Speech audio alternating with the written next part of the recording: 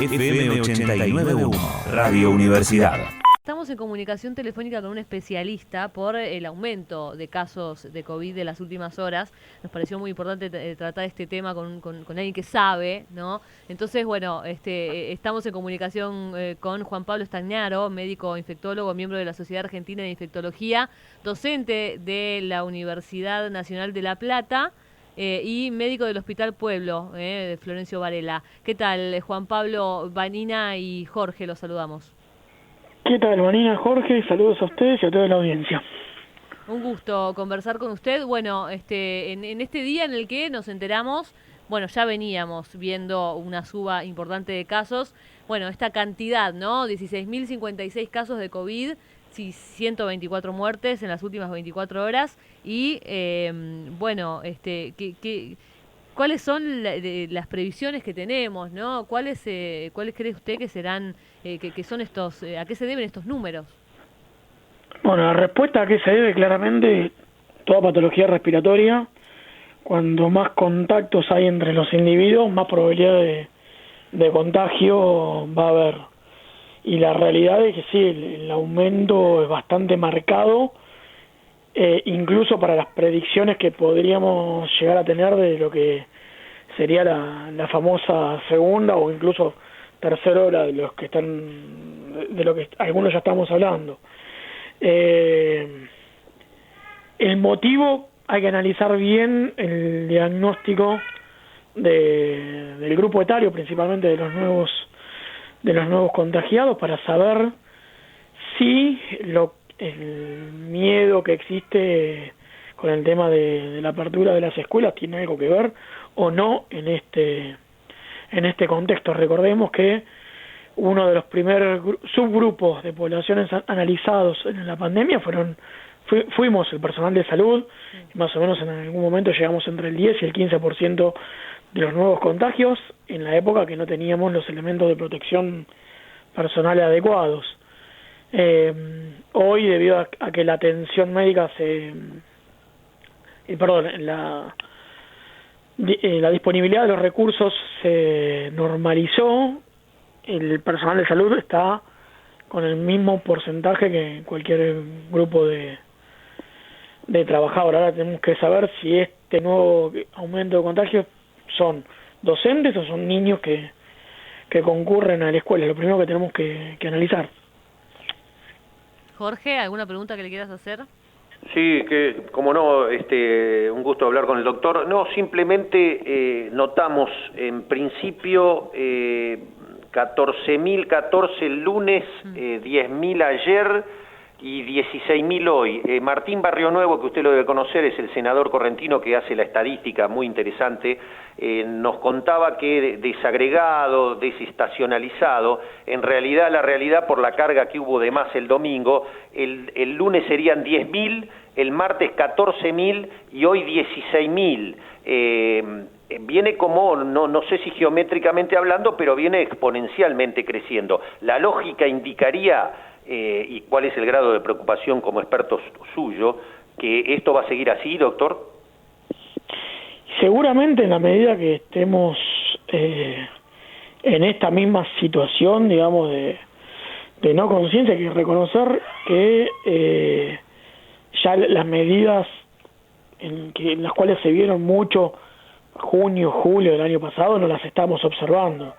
Uno camina por la calle y ya la distancia en los lugares céntricos, por lo menos de donde me muevo hoy a la tarde en la ciudad de La Plata, no existía distancia, la mayoría de las personas sin el uso de tapaboca, mentón y nariz, y la realidad es esta, nos relajamos en las medidas y los números y los casos crecen.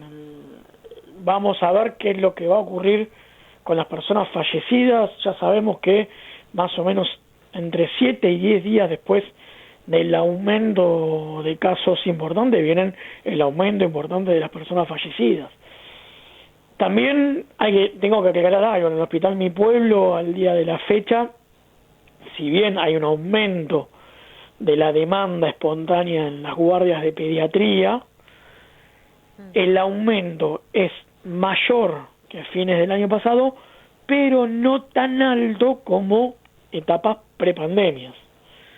¿Por qué quiero hacer esta aclaración? Porque en la etapa prepandemia, siempre para esta época, más o menos fines de marzo, principios, o sea, todo el mes de abril, principio de mayo, teníamos un pico de niños atendidos por patología respiratoria, la famosa bronquiolitis.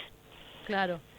Con la virtualidad, con el uso de tapabocas y todas esas medidas de prevención, el año pasado no tuvimos ni circulación de virus que producen bronquiolitis, mejor dicho, hubo muy poca circulación de virus que produce bronquiolitis y muy poca circulación de virus gripe. 15 días después del cierre definitivo, las guardias de pediatría estaban completamente vacías. O sea, no es esa situación la de hoy, pero tampoco son la situación del año, por ejemplo, 2017, que en la guardia de pediatría del Hospital Mi Pueblo se atendían 250 niños con patología respiratoria. Bien. Y esto es como usted lo dice, Jorge, una ecuación: mayor circulación, mayor virosis respiratorias, y lamentablemente todavía todas las virosis respiratorias, el primer germen que tenemos que descartar es el SARS-CoV-2, el virus que produce la COVID. Claro. Entonces también eso va a implicar en otras cuestiones, más que nada las cuestiones de recursos. Claro, bueno, pero hoy su colega Arnaldo Dubín, que está en la trinchera ahí como terapista, sí, como intensivista de ahí en las guardias, acaba de decir: la Argentina está en el abismo de una catástrofe sanitaria sin precedentes. ¿Es muy alarmista esto o él, que sabe, lo está diciendo por algo en especial? La profesora Silvia González Ayala, que es la titular de la cátedra de infectología de la UNLP, se expresó relativamente de forma similar. Lo que vemos nosotros, o sea, el recurso es finito. Recuerden que el año pasado tuvimos muchos problemas para hacer los diagnósticos porque no entraban los reactivos, porque no teníamos hisopos. El hospital Mi Pueblo hoy está hisopando la misma cantidad de gente que en octubre del año pasado, con índices de positividad no similares, pero altos, más o menos entre un 40 y un 50%. Eso significa que el virus está circulando. Hoy tenemos recursos, gracias a Dios, por el famoso COVID, la técnica de biología molecular de desarrollo argentino, pero también tenemos otras limitantes que pueden ser los hisopos o inclusive los reactivos con los cuales se procesa eso. O sea, no sé si hablar de una catástrofe. La realidad es que tenemos que cuidarnos mucho más que septiembre del año pasado, muchísimo más. Para que los niños puedan seguir escolarizados, para que podamos seguir manteniendo todo el resto de las actividades, tenemos que seguir insistiendo con las medidas básicas de prevención, que ya a esta altura las conoce todo el mundo. ¿Qué pasa con las nuevas variantes? Bien, es la pregunta del millón, es la pregunta que nos tiene a todos en vilo, y más que nada la variante P1, la de Manaos. Sí. Probablemente sea más transmisible que el SARS-CoV-2 original. Y una de las cosas que se está viendo en Brasil es que la franja etaria más joven, entre los 30 y los 40 años, ha aumentado la tasa de letalidad, cosa que no sabemos si es por una sobreocupación de camas, de terapia, de camas, o si realmente la cepa es más virulenta que la cepa original. Y también lo que quedan en dudas es cuál es el nivel de cobertura que las vacunas ofrecen frente a estas nuevas cepas. Claro. Esto es interesante porque en general lo que se informa es que casi todas las vacunas, salvo la de Sinopharm que aplica Chile, en general tienen una alta eficacia, cercana al 70%, más o menos, con solo la primera dosis, y que ahí estaban diciendo que la Sputnik, la última información que llegó, creo que Sputnik o AstraZeneca está diciendo que en chicos, en adolescentes, es del 100%.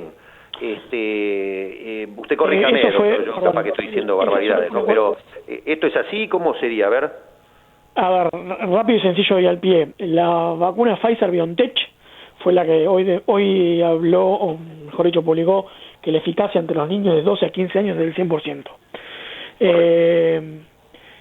Las vacunas en general lo que hacen es prevenir los cuadros graves de coronavirus, no previene contagio, salvo que se pase un nivel teórico de población vacunada que es más o menos del 70%, que es lo que logró Israel, no solamente con vacunas, porque también hay que reconocer que Israel tuvo la cuarentena más violenta desde las fiestas de fin de año hasta más o menos mediados de febrero, lo mismo que ocurrió con Londres. O sea, esto es vacuna más cuarentena, y ahí lograron disminuir la cantidad de casos y obviamente la cantidad de fallecidos por la enfermedad.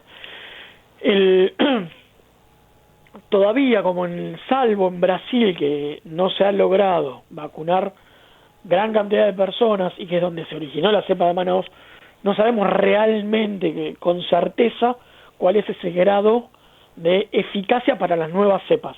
En general, para el SARS-CoV-2 circulante previo, o sea, el original, y las variantes menores, sí, estamos hablando entre la inmensa mayoría entre el 70 al 90% en más que nada los 15 días de la primera dosis, de eficacia para prevenir manifestaciones severas. Entonces, esta es buena noticia, doctor Stagnaro.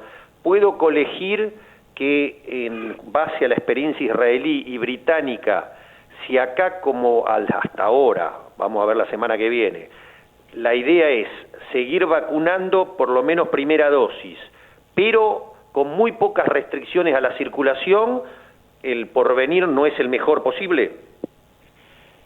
O sea, las medidas son sumatorias, no son individuales. La única evidencia que hay hoy es vacuna más restricción a la circulación. Para realmente... Sí, pero acá se hace restricción, perdón, no quiero politizarlo con usted, le sale parte de la oposición y los antivacunas, los anticuarentena, los libertarios, todo a quemar barbijos, a decir que se está cortando la libertad. O sea, lo mejor sería ahora cuarentena estricta otra vez. No sé si con estos números de 16.000, pero donde se superen los 25.000 casos hay que hacer cuarentena estricta, sea como sea, porque no va a dar ningún sistema de salud. O sea, a mí me llama la atención que tengo, por ejemplo, colegas en la zona del conurbano sur hablando de gente esperando para internarse en la zona de La Plata, a 20, 30, 40 kilómetros de donde me están comentando una situación que no es la misma. Florencio Varela, que es un lugar donde debería estar estallado el sistema de salud, todavía no lo está, o sea que en la inmensa mayoría son o casos clínicos epidemiológicos o son casos leves. No, incluso falleció un hombre en Córdoba hace unos días porque no le dieron cama, esperando cama. Claro, a ver, repito, no sé a qué responde esta disparidad entre tan pocos kilómetros de las localidades. Sí. Yo tengo mi sospecha, no la voy a hacer pública porque es una cuestión individual y personal mía, pero hay disparidades locales. No sé si la solución es la cuarentena estricta a partir de ahora, porque todavía tenemos un restito como para aguantar alguna que otra cama de terapia intensiva libre A, y la ocupación no es tan alta, pero con estos números, como bien dijo usted, Jorge, si esta progresión es exponencial, vamos a estar 16.000, 18.000, 22.000 o 21.000, y por ahí ya para la semana que viene, si esto no se frena y no tomamos las medidas nosotros de forma individual, y podemos estar llegando, orillando los 21.000 casos. Por eso sigo insistiendo en medidas de prevención individual. Ajá. Que a esta altura no, o sea, particularmente yo no las veo que estén cumpliendo. No digo la gente que tiene que salir a trabajar, porque, bueno, otra cosa, los trabajos, muchos que funcionaban bien virtualmente, obligan al trabajador a volver a la presencialidad. Claro. Hay trabajos que ya están demostrados, trabajos de empresas informáticas que se sabían que funcionaban bien virtualmente, los vuelven a meter 40, 30, 40 personas adentro de un espacio físico. Eso particularmente yo todavía no lo entiendo. Entonces, ahí se ven estos pequeños problemas de logística de cada uno. Está bien, yo me imagino, yo no hago informática, debe ser estresante trabajar en la propia casa, pero particularmente si usted me pone a mí, y esto es una decisión meramente personal, o que las empresas, o que los que puedan trabajar en su domicilio hagan trabajo virtual, que estén demostrado que sirve y que no perdieron, digamos, no me sale la palabra, la capacidad laboral, versus cerrar las escuelas, y no, pongamos el esfuerzo, tenemos que hacer los adultos. Claro. Tenemos que encerrarnos los adultos para que los niños no pierdan días de escuela. Esa es mi opinión personal. Interesante. Noelia, ¿puede una cortita por sí o por no, más o menos? Sí, dale, Jorge. ¿Queda tiempo? Sí. No, porque estamos ya terminando el programa, doctor. Simplemente algo importante. ¿Usted recomienda al que no tenga más remedio que salir, hoy por hoy, desde ya de buena calidad, doble barbijo? No, con que tenga uno bien puesto, bien colocado, alcanza. Gracias. Muy bien, excelente. La última mía, porque es un tema que hablamos con Jorge al principio del programa, estábamos hablando de diferencias entre PCR, el otro que es de la saliva, que no me sale el nombre en este momento, que seguramente... Es antígenos. Ese, y el de anticuerpos. ¿No? El de anticuerpos, ¿es cierto que si transitaste el virus sin síntomas no tenés anticuerpos? Bueno, eso es la pregunta del millón que nos hacemos constantemente. Primero, sin duda. Claro, en realidad la familia de coronavirus en general son enfermedades que, si bien dejan la inmunidad es muy parcial y muy corta.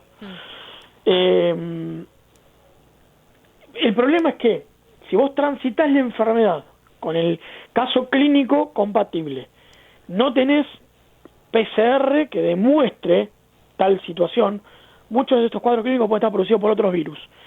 Si te testean anticuerpos a las 6 semanas y los anticuerpos son negativos, lo más probable es que no hayas tenido coronavirus, sino cualquier otro virus. Cada test que ustedes me nombraron sirven para una cosa totalmente distinta. Por ejemplo, los antígenos sirven cuando tenés un cuadro clínico compatible con coronavirus, y sirven solamente si el test de antígeno da positivo. Si el test de antígeno da negativo, tenés que testearlo con la PCR. La PCR, digamos, estaría buscando el material genético del virus en cada uno del cuerpo. Es hoy por hoy el gol estándar de diagnóstico. Bien. Y los anticuerpos sirven para saber si has tenido o no contacto con la enfermedad. Nada más, así a grandes rasgos. Perfecto. Bien, quedó clarísimo. Dudas totalmente sacadas. Tenemos miles más, pero se nos acaba el programa. Seguramente lo volveremos a llamar porque hay millones de preguntas más, y esto es algo de nunca acabar, ¿no? Porque estamos al día con esto. No hay inconveniente. Bueno, doctor, le agradecemos, lo dejamos que... están reclamando, Noelia. Sí, me tengo que ocupar, que lo tengo al niño por acá solo. Muy bien, doctor, le agradecemos, un gusto. Por favor, un gusto, hasta luego. Gracias. Doctor Juan Pablo Estañaro, médico infectólogo, miembro de la Sociedad Argentina de Infectología, docente de la Universidad de La Plata y médico del Hospital Pueblo. Desde la Universidad Nacional de La Matanza, Radio Universidad FM 89.1. Siempre cerca.